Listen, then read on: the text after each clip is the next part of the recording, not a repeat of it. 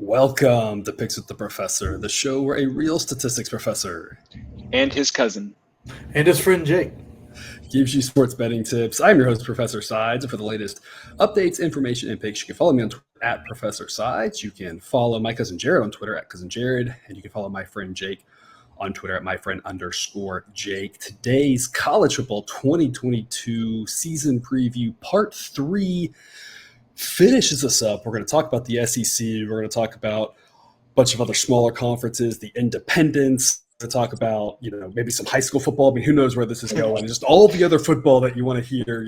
That's not NFL, of course. We're covered here in this hour for you. And this is part of the show where usually I would tell you, if you're new here, I built a mathematical model that predicts the spread should be for every FBS college football game. And I say that here just as a reminder of when the season comes along.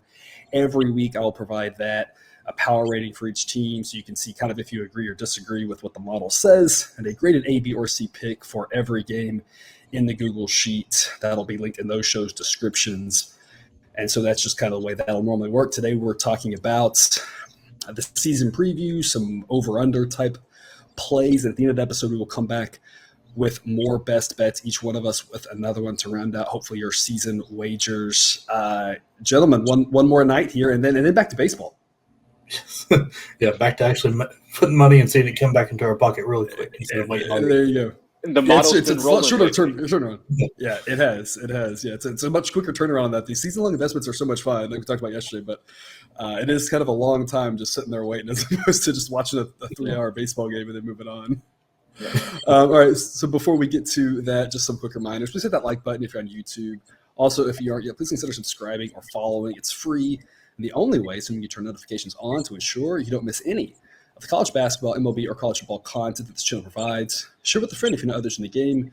Hit us up on Twitter or drop a comment if you're on YouTube. We love those and try to respond to as many as we can. So we're going to kick it off. We're not going to bury the lead here. We're going to get right to the SEC. Kind of a good football conference, if y'all were unaware. They had a couple of decent teams last year, I guess. I think – I don't know. I wonder how much we're going to talk about the SEC West. I mean – it feels predictably chaotic in that there's so many really good teams. They're all good. Alabama's going to be really good. But then as it trickles down through, it's like the rest of those teams are all still pretty good. I mean, I feel like you could just have a whole episode about trying to figure out – I mean, you probably would put Alabama 1, right? But beyond that, like where you put some of those teams, LSU could be potentially the worst team in that division, which is crazy. We're going to mainly talk about the East today because there's a whole lot more interesting storylines there. But I am curious, also just quick thoughts on the West of like, is it just me or is it like whoever gets 3rd or 6th, I'd be like, yeah, sure. Like they're all really good. Oh, yeah. The whole West is a coin toss, I think. Like, I mean, you've got Alabama and probably A&M fighting for 1, 2, and then after that, it's just throwing them on a piece of ground and see how you pick them up. Are we baiting Cousin Jared here? Yeah, like, what is this? Is this like, am I getting punked or something? because no, I think Alabama is going to run away with the West. I think they are by far the best team. As the resident SEC West person here, I can't think of a season where I felt less optimistic about Alabama being beaten. They've got the returning Heisman Trophy winner at quarterback. They've got the best player in the country in Will Anderson at defensive end. The team improved so much over the course of the season last year, beating Georgia in the SEC championship game. I just – because even the Mac Jones season where they were just a buzzsaw, you didn't feel like coming into the season that they were going to be that good. You didn't really have any idea.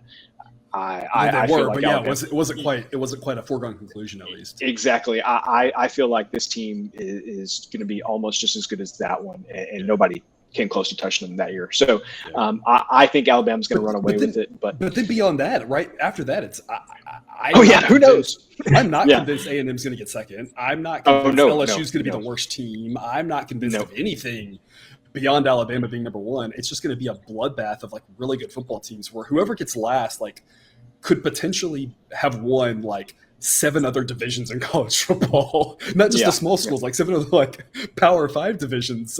I feel like it's just going to be chaos there. I feel like. Yep.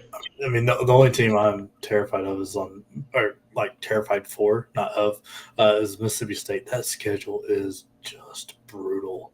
Everything about it, from where they start to how they finish. Their non-conference is bad. That's tough. Like, I mean, if they come through, I mean, they're going to be one of the greatest seasons out there. But this is just like that schedule is just tough from start to finish. So that first game of the season against Memphis, I'm not touching that game. I'm not touching the Mississippi State game. The last one ended. Like, yeah. Oh, trust me. Yes, I'm aware of how the last one ended. Yeah. So Jake, it sounds like back to back.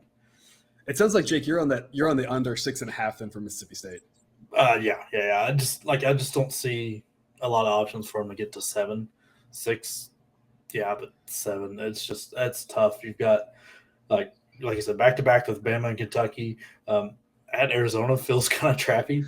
I was going to say at Arizona is a trap game there. I mean, with coming off of Memphis, which as crazy as the game was last year, and then at LSU the next week. We talked about Arizona on the first episode of our season preview.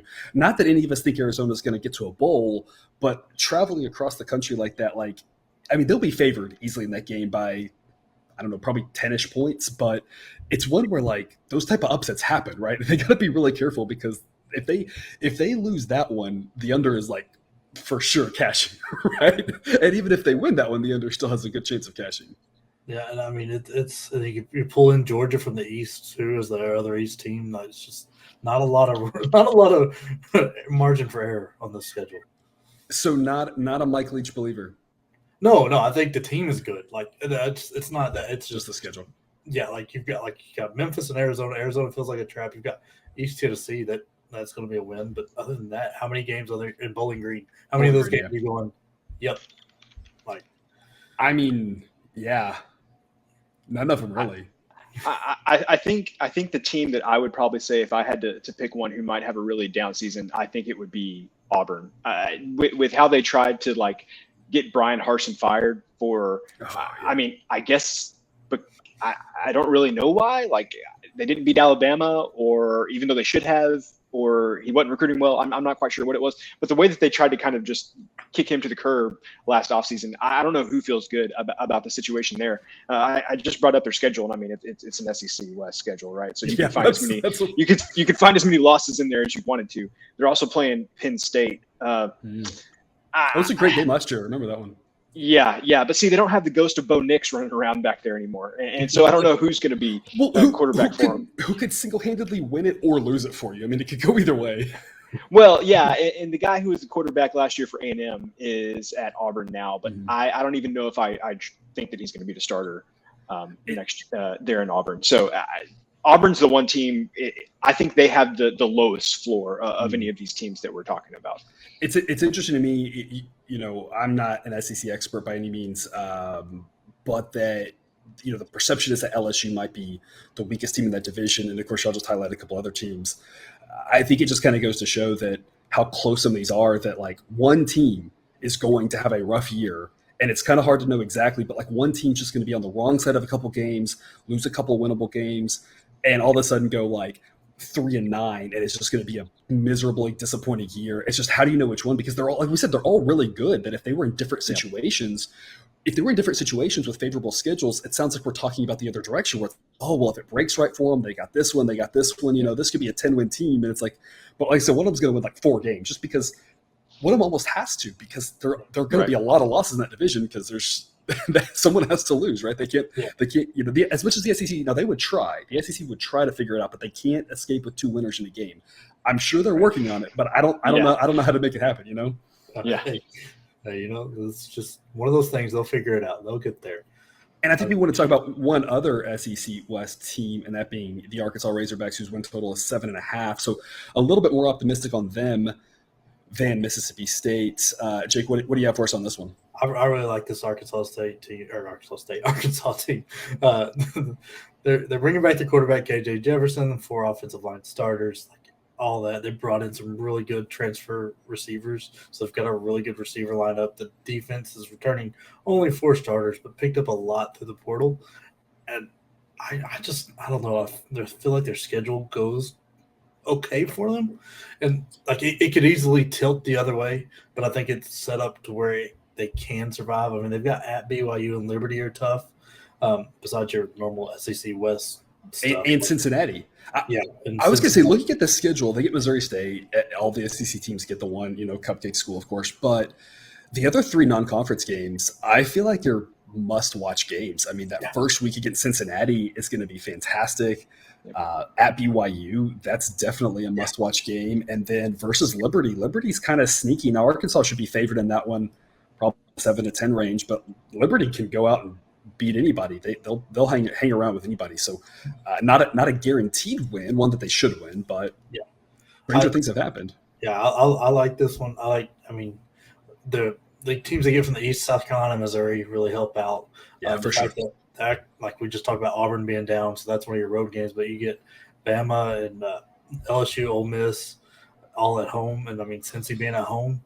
I was gonna say, and I like the LSU and Ole Miss at home angle because we talked about this yesterday, right? It's like you almost kind of would rather just say, well, I want some of my coin tossy games, give me at home. Now I'm favored rather than underdogs, because this would be a game where if they're at LSU or at Ole Miss, they could easily be pick'ems or underdogs, but being home to those teams, now they might be favored, a better chance to win those games, which definitely helps you out. Yeah, that's kind of like I thought the schedule kind of broke for them well, and at Mississippi State's going to be tough, but I think they can get through it. And I'm so confused about why BYU is scheduled in the middle of it. We got South Carolina week 2. But, who else is BYU going to play? We'll find out later. We'll find out later. Yeah, BYU is just like, hey, we're going to go to Mississippi State. Now we're going to go to Utah. But they have to. They got to play somebody, right? That's the whole independent thing, right?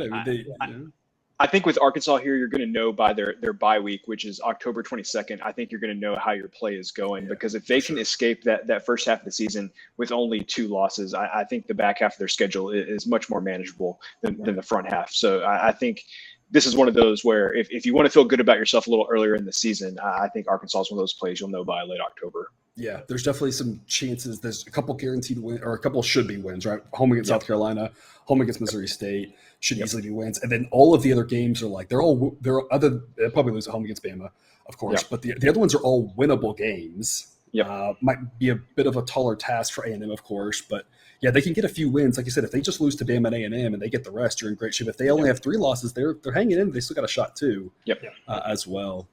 I was hoping to get. That's one of the reasons I like it. They get all the tough stuff out of the way early, so it's just get everything going smooth with the lesser opponents.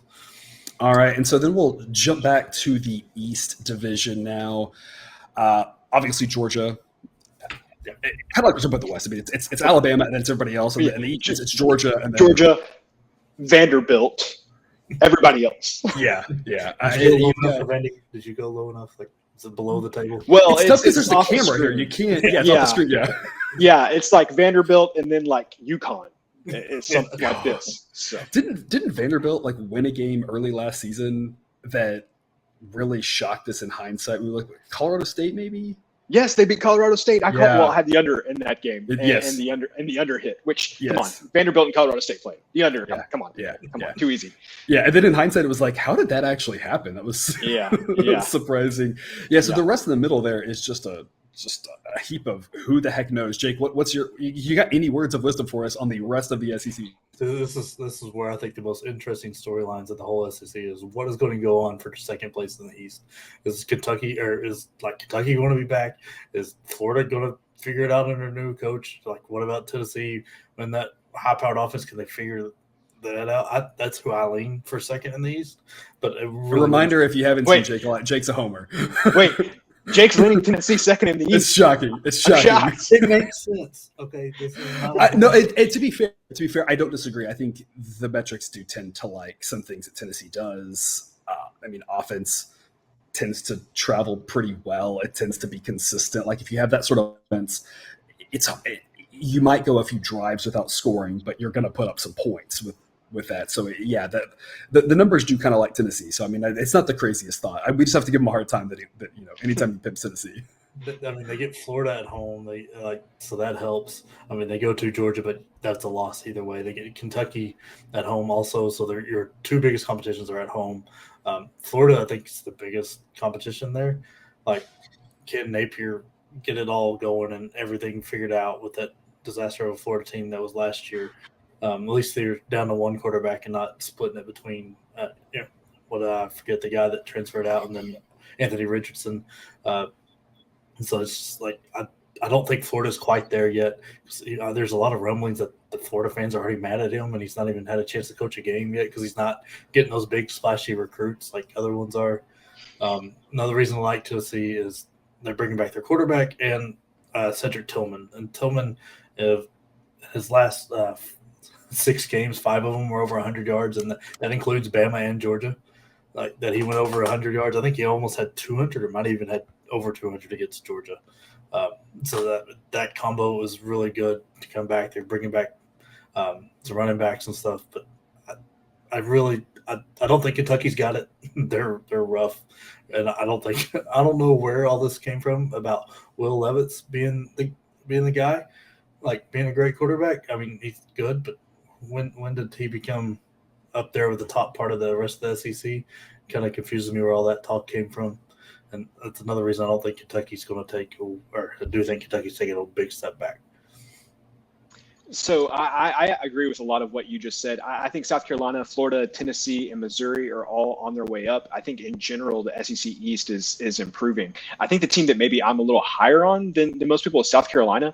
Yeah, South Carolina won 6 games last year, and they got shocking. Spencer Rattler. Shocking.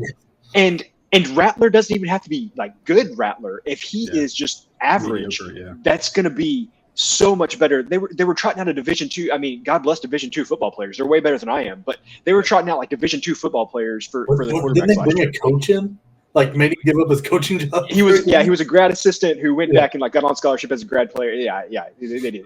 There was a revolving door. They started I think 3 different guys last year. So I think Rattler is really going to help them a lot. But Jake, you hit on the most important thing, and that is I think Kentucky is taking a step back this year, and I don't think they're going to finish second in the East this season.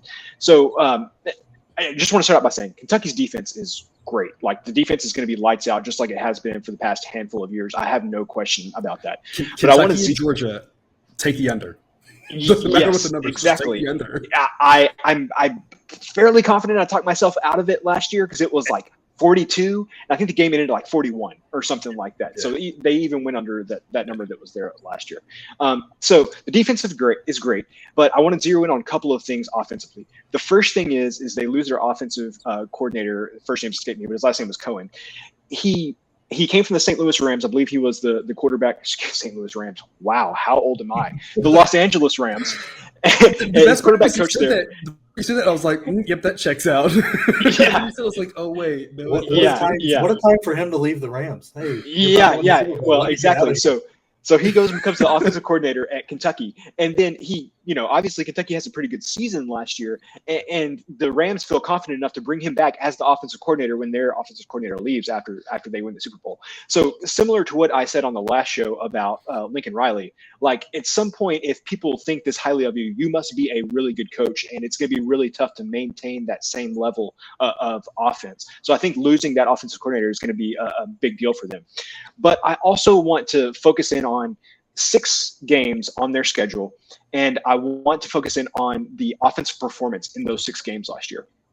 So last year they went 4-2 in these 6 games: Missouri, South Carolina, Florida, LSU, Mississippi State, and Tennessee. They went 4-2 in those 6 games, and they won 3 of those by 1 score or less. So they won a lot of close games out of those 6 games. I want to highlight somebody else who's not there this season. That's Wan'Dale Robinson. In those 6 games, Wan'Dale Robinson had 46 catches for 536 yards, about 89 or so yards a game. Jake, you are spot on. I have no idea where the Will Levis love is coming from. He was, in my opinion, extremely pedestrian most of last season. In those 6 games that I mentioned, he only threw for 1,000 yards, 172 yards a game, about a 62% completion percentage. Half his yards was to the one guy. Yeah. Half his yards were to the one guy. He's got 60 plus more catches than the number 2 receiver last year, like that. Yeah. And he's gone. So who's he throwing to? Yeah, exactly. I have no idea who he's throwing to. I wasn't that impressed with him. His stats were completely skewed by one good game against Tennessee. He threw for, sorry, Jake, but he threw for like 417 yards against Tennessee. I think everybody did. I was just about to be like, that was kind of common for the most part. Yeah, and he didn't really. I think he threw for like almost 200 yards or less in almost every other game.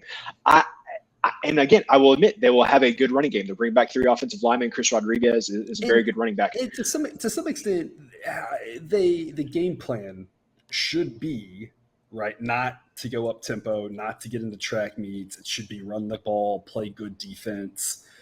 You want those like fewer possession, anything can happen type games, right? Double-edged sword, though, right? If anything can happen, you can lose it on the edge. Oh, for sure. Yeah, but I just don't think they have the talent to go up and down the field with people. If they try to get into a track meet with Tennessee this year, I just don't see it working out for them. I just don't see how offensively they're going to be able to put up enough numbers. When we talked about South Carolina's going to be better offensively with Rattler, they're swapping out LSU for Ole Miss this season, so they got to play Jackson Dart and Lane Kiffin. They're going to have to put up some points in that on game. The road. They're going to have to play Mississippi State. Mike Leach is going to find a way to get some points on the board there. Tennessee, obviously, we just talked about. So I just have a very hard time envisioning them going 4-2 in those games again this season. And I didn't want to mention it here because Louisville's defense is really bad. But we talked about on the last show that we really like Malik Cunningham, and so that rivalry game at the end of the season, you never know what could happen there. So that's right after Georgia too. So I mean, that could be a limping into Louisville. About to say, who knows how much health you have. You saw this consistently with Alabama, and I wonder if you're going to start seeing it with Georgia, where teams really struggled the week after they played them, just because it was such a physical game that they just weren't quite 100%. Just the toll it took. I look at the schedule, and obviously you've got a few guaranteed wins. At home against Miami of Ohio, at home against Youngstown State, at home against Northern Illinois, at home against Vanderbilt. I mean, there's 4 wins right there. Home against South Carolina, Mississippi State, at Missouri, home against Louisville. Those are 4 potential wins, but it's kind of one of those where they kind of got to things got to go right for them to get to 9. They might get to 8, but get to 9 feels. I mean, they're going to have to go into Florida and win, or they're going to have to go to Ole Miss and win, or to Tennessee to win. I don't know. I don't see them. It seems tough. Yeah, and I'll be honest with you. I can't break down the X's and O's of Florida, but what I can say is that I can promise you they're going to be giving more effort and trying harder, and the culture around that team is going to be better than what it was with Dan Mullen last year. Because you could just tell the team had kind of checked out at a certain point. So I can't tell you talent wise, but I think Florida's going to be a much tougher out this season just because of everything else going on, and not necessarily X's and O's. In general, I think Florida's in a trouble year, like for their over-under was. I think it's around 7, because to really get there, they've got to at least split those first 4 games, and I don't know how easy that's going to be, because I mean the South Florida game smells real trappy. They've got Tennessee at the end of it, and so I mean the rest of the schedule does not break kind to them. If they go 1-3 in those, it's going to be tough to get to that 7 game. Yeah, if nothing else, Jared, I'm with you on that. The Florida, and in general, though, we assume the effort after a down season like that picks up, and it doesn't always. It's just if you kind of just default to they're not going to roll over like last year, you're going to be right more than you're wrong. That doesn't mean that they'll win that game, or it doesn't mean that they're going to hit their over. It just means they won't be quite as lame ducky as they were. Yeah, exactly. In previous years. I really wish, so we just got through with the hot dog eating contest, and one of the bets that you could make on there was who will win outside of Joey Chestnut. And I wish that we could do that here. So if some sports book is listening to this, hang on. It probably have to be an offshore. I don't know if an onshore would do this, domestic, but an offshore book, hang this number, right?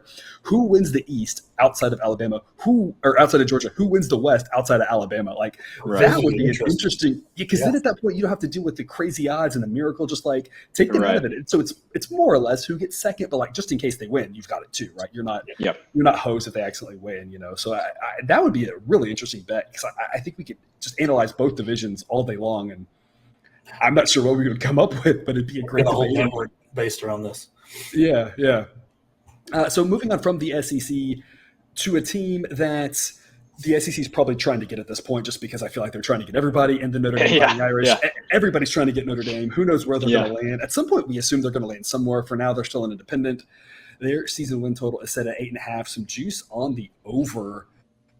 Juice on the over on wins for Notre Dame. I'm shocked. People are betting on Notre Dame. People are betting on Notre Dame. It's truly shocking. I mean, a tough schedule for Notre Dame, as it always is. They don't tend to get a lot of layups. I mean, when you eye the schedule, you have home against UNLV, home against Stanford, home against Cal, and home against Marshall. Maybe if you throw home against Boston College in there, you've got five pretty solid, easy wins there. Beyond that, there's not a single game that I could say is a for sure win. There's a lot of toss-up, a couple of games that you're like, it's going to be really hard for them to win. Opening up at Ohio State, obviously, is going to be a really tough one for them. At North Carolina will be tough. BYU is always risky. Like we talked about every episode now, Syracuse is just a tough place to play. They will be favored at Syracuse, but that is not a guarantee. Clemson, and then after Clemson, now you have to play Navy in the triple option, and that sometimes messes with people. And of course at USC, who knows if USC will be good? I will say about USC, and we already talked about the Pac-12. We didn't really talk about USC much. I will say, and we didn't because I don't know what to make of their season total. It's too variable. But I will say week by week, I'd be much more excited to play them earlier in the year than later in the year. So Notre Dame getting them the last week, unless USC's quit, which if you're quitting on your coach in year one, man, I don't know what to tell you. But otherwise, that should be the best version of USC all season. That's who Notre Dame has to face on the road. So a tough schedule here for Notre Dame. Because Jared, I'll open up to you first. What do you have for us here on Notre Dame? I think I would lean towards the over here.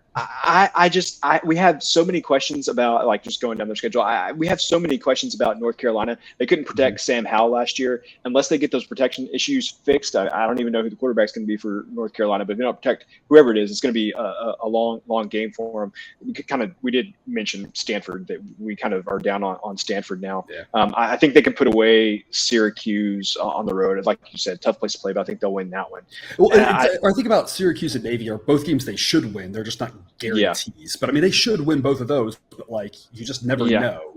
And so honestly, I think I'm more worried about Navy and Boston College than USC, and the reason I say that is because obviously everybody's going to be up to play USC, but USC is thin along the offensive and defensive lines, and that is something that Notre Dame is not. So I think late in the season like that, I completely agree. I would rather play USC early than late. But if USC's had some injuries, you'd rather play them early rather than late, unless they have injuries at that point. So it is kind of a question mark. I guess it depends on how the season goes, right? Maybe late when they're gelling but healthy, and then who knows? I mean, you get to the end of the season, right? And every unit's just banged. Everybody's hurting by the end. It's such a long season. That's one where it feels like it's the last week of the season, and Notre Dame wins that one, 28-21 or something like that, and they have 400 yards rushing against USC or something like that. So, okay, Jake. See, I'm the opposite, Jared. I don't have a lot of faith in him. We haven't seen what Freeman can really do when he's in charge of the whole program, which is a different level than being a coordinator. You don't know who's going to take quarterbacks. Neither one really stepped in and impressed anybody when they had chances last year. Is it Buckner and Payne?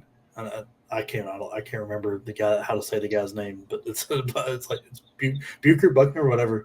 And then the running backs, can anybody replace what Kyrie Williams is doing? Can those guys step up? Because he was almost 1,200 yards or whatever last year. He was a lot of their offense for sure. Yeah. So and then the defense, they're on their third D coordinator in 3 years. I know you've got some consistency with Freeman, but that's a lot big ask, especially losing Hamilton, and that was a really big part of it. And that schedule, I think, is brutal with the travel part of it. And then I have a hard time seeing them at 9. 8, yes, 9 is. It's really for me. I can't use facts to dispute anything that you're saying, but I feel like that's what I don't think there's really a follow-up to that. we couldn't. I feel like we could have said a lot of those things about Notre Dame almost every year for the past handful of years, and they seem to just find a way to reload. I'm just excited we talked about this. I'm excited you're on different sides. We have 3 best bets for everybody. I'm totally tracking Notre Dame as well, and y'all going head to head. Wait, whoa! I just talked myself into cheering for Notre Dame. Yep, you did. Oh my God, this is terrible. Am I gonna have to watch whatever? What's the Peacock game? It's got to be the UNLV game, right? Right That's now, the one that's going to be only on Peacock. Yeah, right now, looking at their schedule, none are listed as Peacock, but I'm sure there will be one of them. This is going to be the worst Saturday afternoon of my life when I have to probably get Peacock it might to be, watch Notre Dame. It might be Syracuse would be the one I would guess. Okay. You don't think that would flex it to the ACC network? Something like that? I see NBC next to so many of their games right now, and there's only a couple that don't have anything, so that's why I'm guessing Syracuse. Yeah. Okay. All right, and then one other independent that everyone wants to talk about here at BYU, same win total 8.5, but the juice is flipped, more likely to go under rather than over. And the same situation with BYU as you talk about with Notre Dame. Always a tough schedule because you don't have a couple of gimmies in conference. You don't have it set up where you're playing, some FBS schools. Cousin Jared, I'll let you kick us off on BYU. What do you have for us? So BYU, if this were any other year, I would be all in on BYU. They are bringing back everybody except their running back. But since it's BYU, I have faith that they can, just plug in anybody and they're going to run for He's probably going to be 27 years old. Yeah, he's going to run for 1,200 yards, have 10 touchdowns. They're going to be super solid. So normally, the problem is BYU kind of disproved my point last year. I don't know if the people that have been with us for a while remember, but I could not wait to lay the points with Utah against BYU in week 2 or 3 last year because Utah had all this experience coming back and BYU had none of it. And BYU ended up kicking their butts, which kind of was backwards with how Utah finished the season. But anyway, it took Utah to keep going. Yeah, I because they had to bench Charlie Brewer, but that you weren't here for that. Anyway, so I was here for that. And again, as a Baylor fan, I love you, Charlie Brewer. You were fantastic. I wish your brain didn't get hit so many times because it was a good run, but I mean, gosh, that guy just took a beating, and at some point, his arm, his shoulder, his head, everything. I mean, He's showing up at Liberty this year. Is he really? Yep. He is, with Hugh Freeze. Anyway, so full circle moment here. Anyway, so BYU, I think that they have everything I'm looking for. I want to say they're having a good season. But, Professor, I want you to look at their schedule, and I would like for you to find 9 wins on their schedule for me. All right, so I've not looked at the schedule. This is a true mo. I've not seen it. I pulled it up. I mean, obviously Utah Tech. I didn't even know that was a real school, Utah Tech. That's Dixie State. Dixie State, Dixie. Okay, I mean, I know has Dixie rebranded themselves. Yeah. Okay. Dixie School in Utah makes so much sense. That makes way more sense because Dixie State being in Utah was super confusing. Yeah. Okay, so I mean, that's obviously a win versus East Carolina. That's a win. I think at Stanford, I'm down on Stanford. That's 3.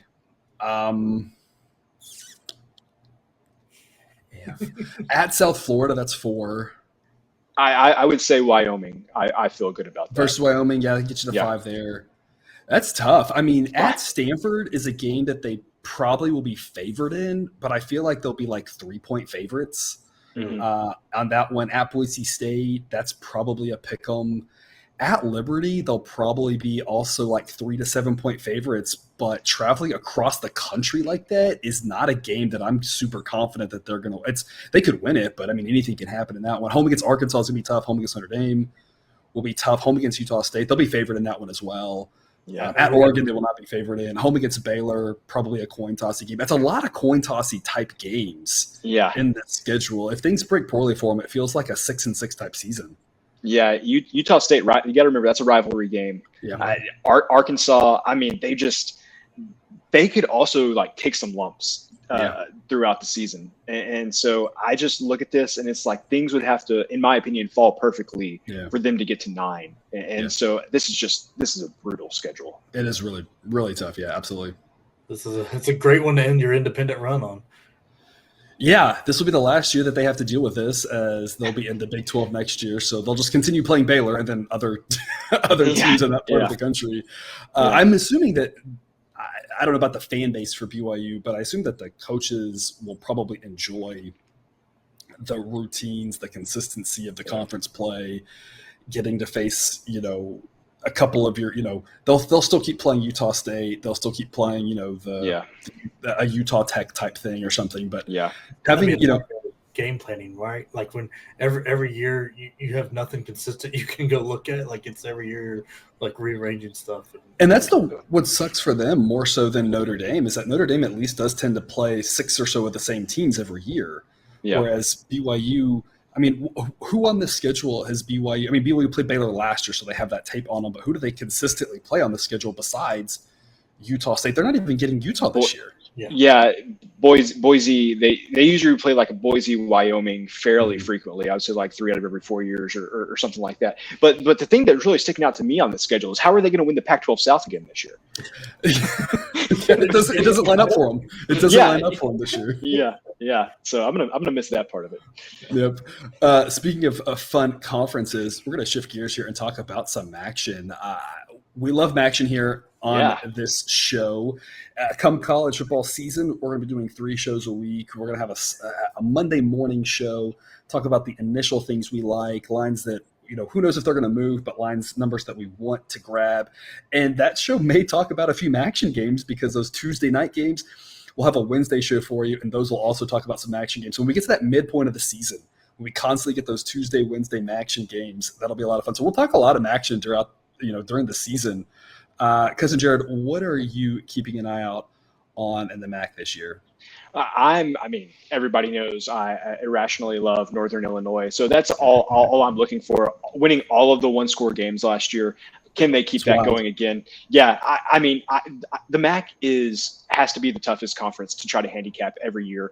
All of the teams seemingly are almost all exactly the same, except you've got like Akron and like Ball State or somebody who's not very good. But the rest of them, like any season, anybody could beat anybody. So this one's really tough to handicap. If Jake has a play for us on this, I will be impressed because I have no good feel one way or another for any of these teams. Jake, it's your turn. I am a huge fan of Toledo here. All right. They are primed to not only hit this over, but win the conference. I kind of like that a lot. I think it's fairly decent plus odds, but I really like them to hit the over. The 3 conference games they lost last year were 3 points or less. And they're bringing back almost everybody. I know they're breaking in a new quarterback, but he's got a great line around him. He's got tons of weapons around him that are all returning. So he's just got to be normal, and I think he's going to do very well, whoever the quarterback ends up being. They've had a really improved defense that's pretty much all coming back. Their division, I forget how the MAC has broken up what the names of the divisions are, but their divisions East-West, whichever one they're in is weaker. And it's like they've got, I know you pointed out Ball State is a bad team. I think they're the one that's in the way for finishing second there. But I think it's Toledo runs through that, gets through their conference game, and I think there's a really good chance they pull it out. Yeah, I was going to look at their schedule, but I'm kind of like you, Cousin Jared. I feel like I don't know anything about these MAC schools at the start of the season. We start learning more about them. One of them will randomly beat a Big Ten school at some point. It's going to happen. One of them will randomly hang in with one that we thought had no business doing it, and we'll be like, oh, and kind of take note. One of them will be a trendy like cover pick against a Big Ten school and lose by 50. We got to learn these things about them. So at the start of the season, I feel like it's really tough to tell. And I looked at their schedule, and I'm like, I don't know if they're going to win those games or not because I don't know. Yeah. But I look at the non-conference schedule. They got 2 guaranteed wins in Long Island and UMass, and then 2 probably guaranteed losses at Ohio State and at San Diego State. So we'll start 2-2, and then it's all about the conference play. And so, Jake, kind of like you said, if you think they can win the division, then over it makes a lot of sense. Those teams seem pretty tied together. Yeah. Well, and another interest, like something I'll just kind of be keeping an eye on, is Akron got Joe Moorhead as their head coach, and I don't know when the last time. There's been previous SEC head coaches go to be head coaches in the MAC, like, kind of riding off into the sunset type thing, but none of them had any fanfare. None of them had any like recent success. Joe Moorhead was winning games at Mississippi State, just a couple of years ago. Was the offense coordinator at Oregon last year, whenever they beat Ohio State. And so seeing him go to Akron and be the head coach there, that could be interesting. I think Akron's going to win like 3 games, but it might be interesting. Yeah, you got to give him a chance to get it started. Yeah. And whether it's the MAC or Conference USA, I don't know. I feel like this is kind of the reason I built the model, because some of these schools are really tough to figure out. Their games aren't on TV a lot of times, and there's money to be made on them. As we say, you don't have to watch them to make the money on them, right? But a lot of times this is where I feel like the model can do really well. It picked up on UTSA last year pretty early. I think it faded UTSA like the first week or 2, and then it turned quickly on them and really said, hey, we've got to start backing them. And that's where the strength in the model comes into play, because it picks up on these things that the rest of us are just missing. Because I feel like some of these smaller conferences, it's hard to really know what's going on. It's hard to know how to compare them. And that's the strength of it, of a database system pulling a lot of information together. Does anybody have anything to say about Conference USA other than like last year Western Kentucky and UTSA was just like loads of fun? I mean, it was loads of fun. Yeah, it was a lot of fun. I mean, personally, I would have to lean towards UAB here. UAB almost beat UTSA last season. UTSA, I think is going to be good, but they Probably lost not a couple quite of as good. Yeah, they lost a couple of draft picks. Conference USA school losing a couple of draft picks like that is a pretty big deal. Yeah. UAB has just been so consistent year after year.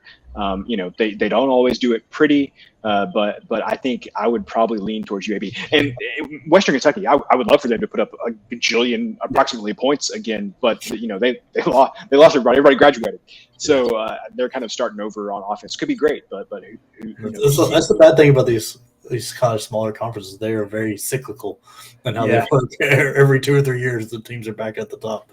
Yep. They gotta, and the transfer portal is great for the kids. I mean, I want them all to do what's best for them. We all have to make choices, decide what's best for our lives. So when they go somewhere, whether it's to try to get more exposure or whatever, hey, I'm happy for them. Everybody's got to do what's best for them.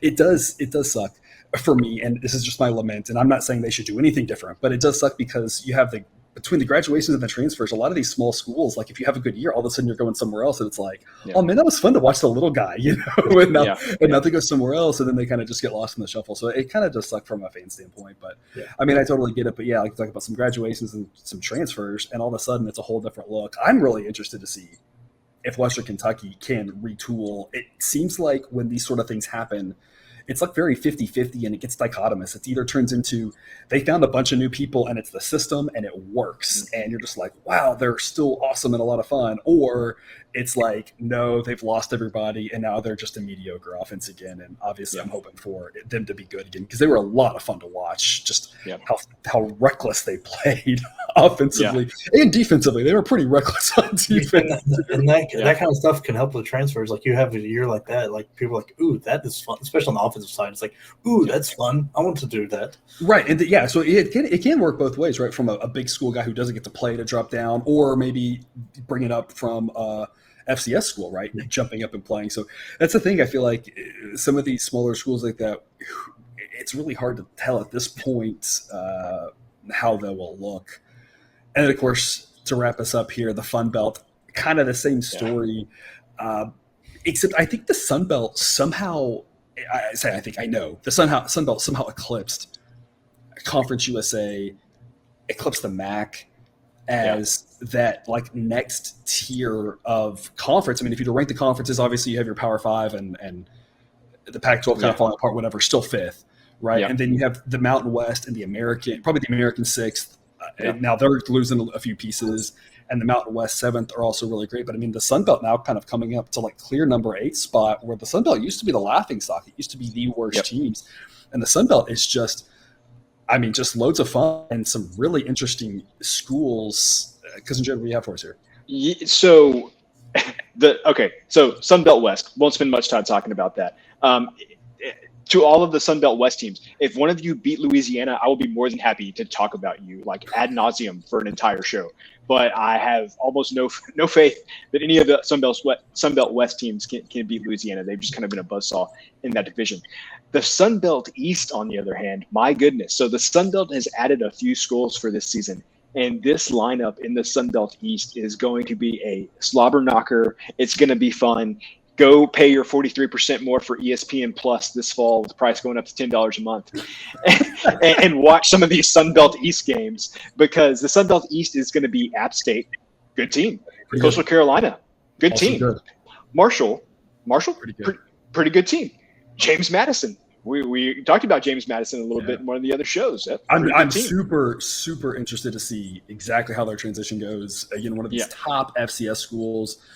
I'm going to fit right into the Sun Belt. I mean, reasonably could win 8 games, and I would not be shocked at all. I think they're going to be pretty good. We mentioned them yesterday, just in passing. Old Dominion, frisky at times, and so that leaves us. A couple bad losses, but a couple of really good ones too. Yeah, so that leaves us at the bottom of this conference with Georgia State and Georgia Southern. And my friends, I am concerned about our boy Clay Helton, who's finally off the hot seat at USC after approximately 50 years of being the head coach there. And he is now the head coach at Georgia Southern. and I don't see it working well for our boy Clay Helton here. Mostly because that division, like I said, is kind of for a small FBS conference is a murderer's row for sure. But the two other things I would like to focus on in number one, Clay Helton, just not that great from what we have to work with at USC. I think the problems that he had at USC, I mean, he had some issues recruiting and everything, but like nothing I saw made me feel like, we're going to get some really superb coaching right here. So I don't think that he's just going to come in, not saying anything bad about him, but I don't think we're just coming to like X's and O's, these guys into like 7 or 8 wins or anything like that. The other thing is, and maybe the most important thing, is that Georgia Southern always ran like some close relative of the triple option, and they're not going to be running that anymore. And so they're having to kind of turn over their personnel. Which that's an easy transition too.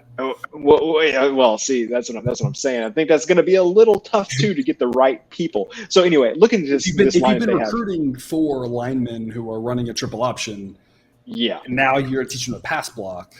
Yeah, maybe you don't have the right guys there. Exactly, and so if you do, it's because it's all transfer portal or all freshmen. It's not guys who've been there. Their skill set, or they weren't doing it well, but their skill set should have been run blocking, getting on the edge blocking, all that sort of stuff. Not exactly.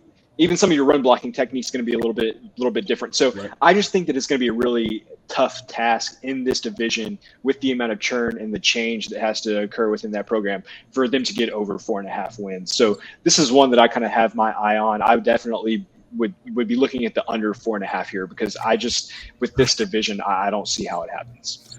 I'm just surprised at that Elton's there. USC is not obviously. So we could talk ad nauseum here about Lincoln Riley. Yeah, why I'm surprised that he made that move, because I don't really think USC is like a great job to have. No offense to a USC alum out there. It's LA's like really nice weather-wise, but your stadium's only half full most of the time. You got a lot of pressure on you, and you're not like able to recruit quite like you were 15 years ago. So it's not really like a job that I would prefer to have, but nevertheless, like me saying that, I say that because Lincoln Riley was at OU, which I feel like is one of the better jobs in the country. But that's talking about Lincoln Riley. Like USC is still like one of the best, 15 jobs in the country. I don't know exactly what number, but like it's still like a pretty good job, and he was obviously not cut out for that. And that was a stretch for USC. Like, I don't think anybody would argue that now. Mm-hmm. But to go from a whatever USC is, top 10, top 15, top whatever type coaching job, to Georgia Southern, which has to be probably be outside the top 100. Yes, it's just like a crazy fall. Like, I just don't understand. Like, you go from USC and it doesn't work out. I feel like you land on your feet at like Iowa State. Or you do what everybody's done. You go be like some analyst or whatever. Or whatever Gary Patterson's doing at Texas this year. You go do that for a year or two, and then you find some other job to land at that's a little more hospitable than Georgia Southern. Or you go to Wyoming, or you go to San Diego State, or you go to Boise State, or whatever, right? Yep. Georgia Southern is like. Yeah, I'm floored. Like, that's just, I can't remember a coach ever just being like, you know what, I know I was here, but now I'm just going to go all the way to the bottom at this point. Yeah, it just blows my mind. And their non-conference does them no favors. I mean, you've got Morgan State, but I mean, as a small school, it doesn't ever do you favors, really. But I mean, you've got Nebraska, Ball State, and UAB. That's at UAB, that's a loss. At Nebraska, that's a loss. Yeah. Versus Ball State, that's a coin toss game. They got a chance there, but you would hope that you can't play 2 FCS schools, right? Because you do have hopes of bowl eligibility, so you can't play 2. You only play 1. But you would have hoped that instead of Nebraska or UAB, that you fill that slot with, one of the weaker teams from Conference USA, maybe a second MAC school, something else. One of the weaker teams from the American. That's tough. That is just like that's rough work. Kids, this is an example of never giving up on your dream, because I'm on a show where I'm breaking down Georgia Southern's schedule. And if you would have told 10-year-old me that I'd be doing this would be like, I've reached the pinnacle of existence. So kids, always follow your dreams. That's all I can say. The real question is, would the pinnacle be this, or some form of like being able to play NCAA football about Georgia. That would be like the cherry on top of all of this. Next summer. Yeah, we can do that. We'll stream that out. I don't know how we're going to incorporate that in the show. I feel like we would lose our audience if we go to the video game portion of this. Hey, could be fun. Yeah. Jake, did you have any other fun belt thoughts for us? No, I enjoy watching it because it is a lot of fun. Yeah.